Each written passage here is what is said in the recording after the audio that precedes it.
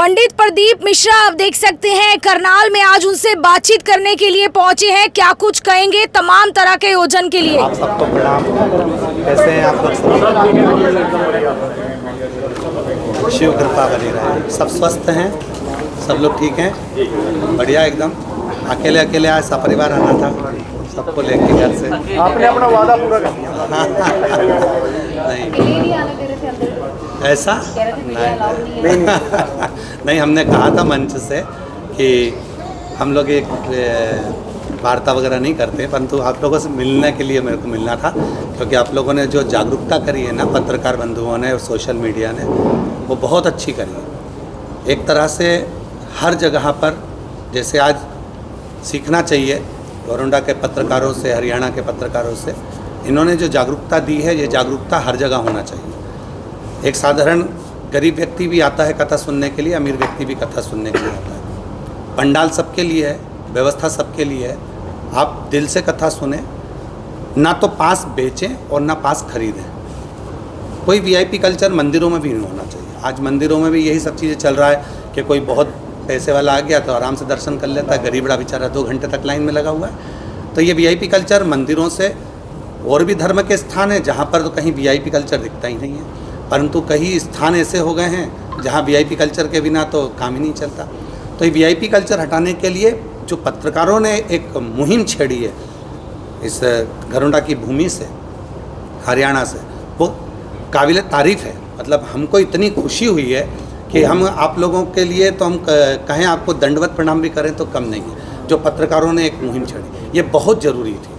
और साथ में मैं ऊपर भैया जी को कह रहा था कि आपने इतना अच्छा कार्य किया है कि हम उसके लिए पहले दिन ही हमने मंच से कह दिया।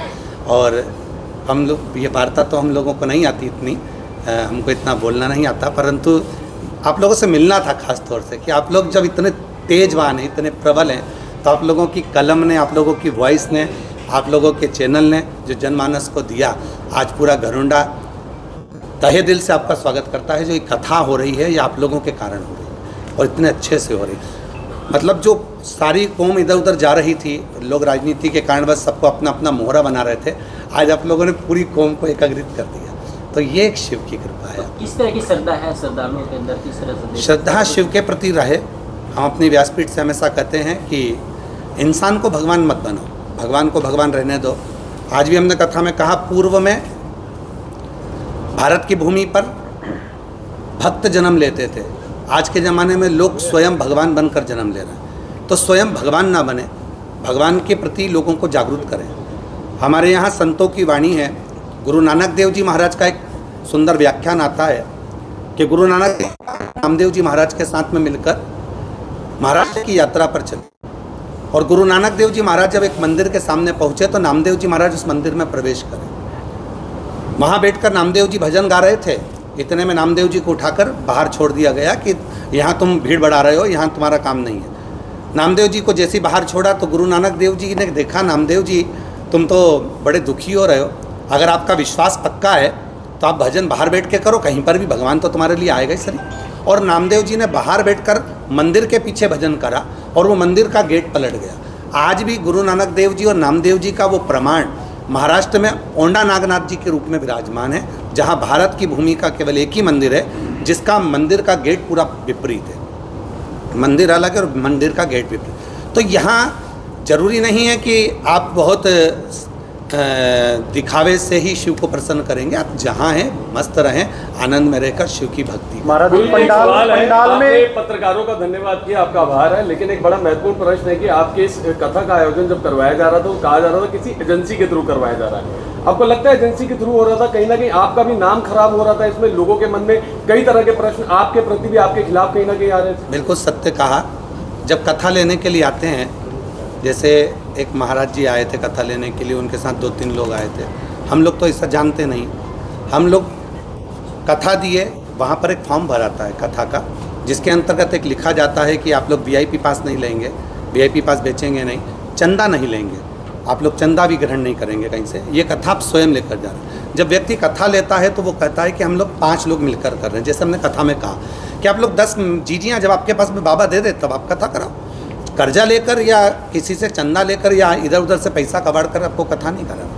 और देने वाले को भी 50 बार विचार करना चाहिए कि हम जिसको पैसा दे रहे हैं वो क्या कर रहा है, उस पैसे का उपयोग कर रहा है नहीं कर रहा है। आपने तो दे दिया, आज कितनी खुशी की बात है कि पूरी मंडी में लोग पानी पिला रहे हैं, ठंडाई पिला रहे हैं, भोजन करा रहे हैं, लंगर चला रहे हैं। तो ये आप अपने हाथों से करो ना।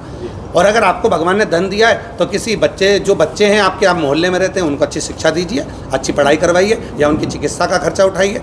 तो गलत जगह पर ना जाए, उसके लिए मूल था। महाराज जी, आपके ऊपर भी जो आरोप लगाए गए थे, सवाल ये है कि लोग जानना चाहते हैं आप कथा करने के कितने पैसे लिए हैं, क्योंकि भ्रांति ये है कि 71 लाख से लेके 1 करोड़ 21 लाख सवा करोड़ तक प्लस 7 दिन की जो डोनेशन आनी थी वो भी आपके पास जाएगी। तो इसका क्या रहस्य, क्या सच्चाई है? अब ये तो आप लोग देख सकते हैं, जहाँ कथा चल रही है वहाँ पर विठले सेवा समिति का एक कार्यालय लगता है। क्यों लगता है? क्योंकि जो विठले सेवा समिति से जुड़े हुए जो भगत लोग आते हैं, कई बुजुर्ग माता हैं जो सीहोर नहीं पहुंच सकती या कहीं नहीं जा सकती, वो समिति को कुछ भी दान देना हो तो हमारी समिति का एक कार्यालय लगता है, उसमें वो दे सकते हैं। एक झोली जाती है जिसमें हम लोग पत्र मांगते हैं, पत्र के साथ में बेलपत्र मांगते हैं, उसमें कई लोग दान चढ़ाते हैं, वो भी समिति के कार्यालय में आता है। बात आती है कि सीहोर वाला गुरुजी कितना देता है। आप लोगों ने, कहने वाले ने तो 1 करोड़ 21 लाख कह दिया, 70 लाख कह दिया। देने वाला भी तो कभी उसका प्रमाण तो दे हमारे पास में आकर कि हमने इतना दिया, या तो हमको प्रमाण दे कि हमने प्रदीप मिश्रा जी को 1 करोड़ रुपए दिया, या 1.25 करोड़ रुपए दिया, या 70 लाख दिया, या 80 लाख दिया। कभी तो कोई इतने सालों में आके प्रमाण देगा। मूलतः संगीत वाले अगर आए हैं, पंडित लोग साथ में आए हैं, या टीम साथ में आई है, या आस्था चैनल साथ में आया है, या साउंड सिस्टम साथ में आया है, तो ये तो आप लोगों का भी फर्ज बनता है कि कोई आया है तो उनको आपको विदा करना है। ऐसी विदाई वो लोग जो देते हैं वो लेकर समिति के साथ में वो जाते हैं। कुछ फिक्स नहीं है? फिक्स नहीं होता कभी भी। और समिति में जो फॉर्म भरे जाते हैं, वो समिति का एक फॉर्म जो कथा लेकर आता है उसको भी दिया जाता है कि ये व्यवस्था आपको करना है, साउंड आपको लगाना है, इतने भक्त आएंगे। हम लोगों की समिति जब कथा देती है तो उसमें लिखती है 1 लाख आदमी रोज़ कथा श्रवण करने के लिए आएगा, आपको इतने लोगों के लिए शौचालय की व्यवस्था, उनके लिए जल पीने की व्यवस्था, उनके स्नानागार की व्यवस्था, उनके भंडारे की व्यवस्था आपको करना है। जब कहीं ऐसा लगता है कि भंडारा प्रसाद का व्यवस्था नहीं उठ पा रही है तो फिर समिति सीहोर से ट्रक भरकर अनाज भेजती है, फिर हमारे भोजन बनाने वाले महाराष्ट्र से आते हैं, फिर वो भंडारा चलाना प्रारंभ कर देते हैं, जिससे भक्त भूखे ना रहें और वो आराम से लंगर पा सके, भोजन कर सके। महाराज जी, जैसे कथा होती है, कहा जाता है पंडाल में आके कथा सुने, माफी उन्होंने मांगी हो जो पहले वाली कमेटी थी? कोई माफ़ी नहीं मांगी है, ना कोई बात हुई है। बस केवल व्यासपीठ पे हम 4 दिन तो मिलते नहीं ना, तो 5 और 6 दिन 4 दिन हम किसी से नहीं मिलते। आगे ऐसा ना हो तो उसके लिए पूरा प्रयास करेंगे। अब आप भी हमें, इतने बड़े बड़े विद्वान पत्रकार बंधु आप लोग आए हैं, आप भी हमको कोई सजेशन हो तो लिखकर अवश्य दें कि आने वाले समय में अपन इसको ऐसे सुधार सकते हैं। क्योंकि हम लोग जितना कर सकते हैं कि भाई सुधार के लिए एक फॉर्म भर सकते हैं, उनका वीडियो बना सकते हैं, उनका ऑडियो बना सकते हैं, ये सब कर सकते हैं। मतलब इससे ज़्यादा फिर अपन क्या, हम लोग जाकर वहाँ नहीं पहुँच पाते ना, तो वहाँ क्या कर रहा है व्यक्ति उसको समझने के लिए आप लोगों के पास में भी अगर कोई सजेशन हो तो वो हमको अवश्य दें, क्योंकि हम आपके हैं और आप हमारे सब। ओम श्री शिवाय नमस्तुभ्यं। श्री शिवाय नमस्तुभ्यं, इसका हिंदी भावार्थ है, भगवान शिवनाथ को प्रणाम करते हैं। तो ये सरलता क्यों नहीं है? हिंदू धर्म में ये ऐसा क्यों रखा जाता है कि सरलता नहीं है, उसको जटिलता बना दिया जाता है?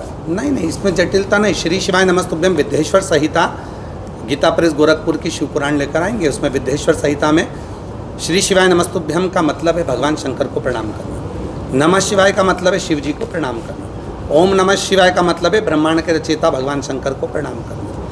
अब ये श्री शिवाय पहले क्या होता था कि जो मूल मंत्र के रूप में पंचाक्षर मंत्र है, नमः शिवाय, षडाक्षर मंत्र है ओम नमः शिवाय, इन्हीं मंत्रों की लोग ध्यान रखते थे। शिवपुराण लोग सुनते नहीं थे, शिवपुराण लोग लेते भी नहीं थे, और शिवपुराण तक लोग पहुँचे भी नहीं थे। भागवत जी है, रामायण है, गीता का स्मरण होता था, तो उसके माध्यम से जो मंत्र चलता। आज लोगों को शिवपुराण लोग पढ़ते हैं, गीता प्रेस की गोरखपुर की लाकर, और उसमें जब पढ़ते हैं तो उसका अध्ययन करते हैं तो उसको मालूम पड़ता है कि श्री शिवाय नमस्तुभ्यं मंत्र का मात्र जप करने वाले के मुख का ही दर्शन कर लें तो अश्वमेध यज्ञ का फल प्राप्त होता है, ऐसा उसमें लिखा है शिवपुराण के अंतर्गत विद्येश्वर संहिता। तो अब लोगों को उसका फल मालूम पड़ने लगा तो लोग उसका उच्चारण करने लगे, तो ऐसा होता है। जी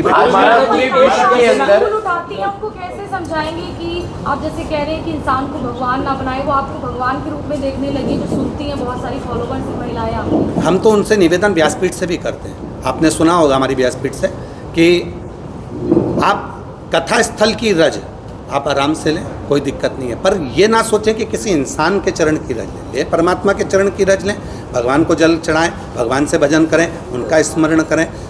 एक पाखंडवाद में, ढोंग में, प्रपंच में कोई सनातनी को फंसना नहीं चाहिए। एक लोटा जल सारी समस्या हल। हम तो यहाँ तक कहते हैं अपने घर पर बैठकर कथा श्रवण कर रहे हो उतना फल आपको वहाँ पर भी मिल रहा है, मोबाइल पर कथा श्रवण कर रहे हो वो फल आपको वहाँ भी मिल रहा है, और पंडाल में बैठकर कथा श्रवण कर रहे हो वो भी फल आपको वहाँ मिल रहा है। ऐसे बहुत से परिवार हैं जो अपने माँ बाप की सेवा नहीं करते हैं, परिवार को छोड़ देते हैं और आश्रमों में बाबाओं के पीछे भागते हैं। ऐसे लोगों को क्या कहना चाहिए? मैं तो कहूँगा, देखिए उसमें 4 गुरु होते हैं। प्रथम है माँ, दूसरा है पिता, तीसरा है शिक्षक और चौथे नंबर पर आता है सदगुरु।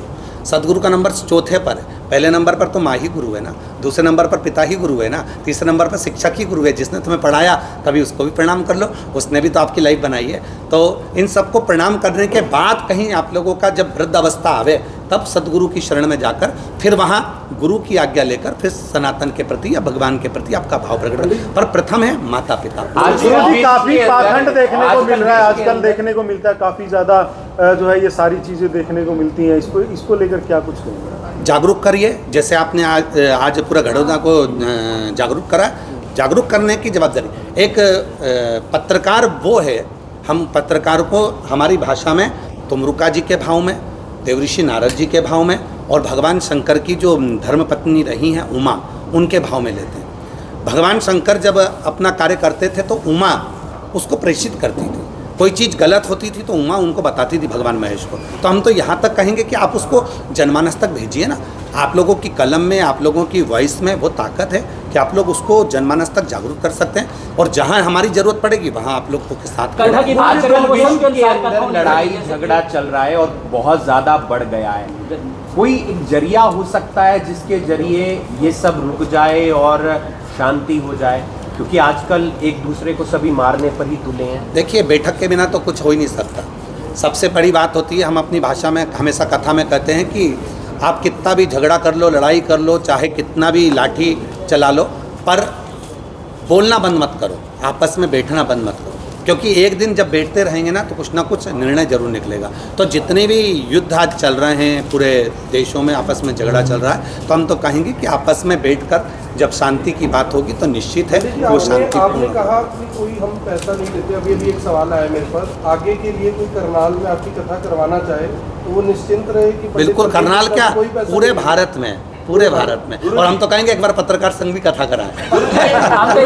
प्रसिद्ध कथावाचक पंडित प्रदीप मिश्रा जो है आज करनाल मीडिया से रूबरू होते हुए नजर आए, जहां पर उन्होंने साफ तौर पर कहा है कि कोई भी कथा करवा सकता है जो आयोजक हो, ना कि एक एजेंसी। जिस तरीके से जो है ये सामने आता है कि पहले आयोजक जो है पास काट रहे तो उसको लेकर भी उन्होंने विरोध किया है, और वहीं जिस तरीके से बहुत सारी महिलाएं पंडित प्रदीप मिश्रा की फ़ैन हैं, उनको फॉलो करती है, उनके लिए भी उन्होंने यही कहा है कि इस तरीके से किसी इंसान को भगवान ना बनाए, और उनकी जो मिट्टी है इस तरीके से उठाने के लिए कई बार सड़कों पर देखा गया है घरोंडा के अंदर।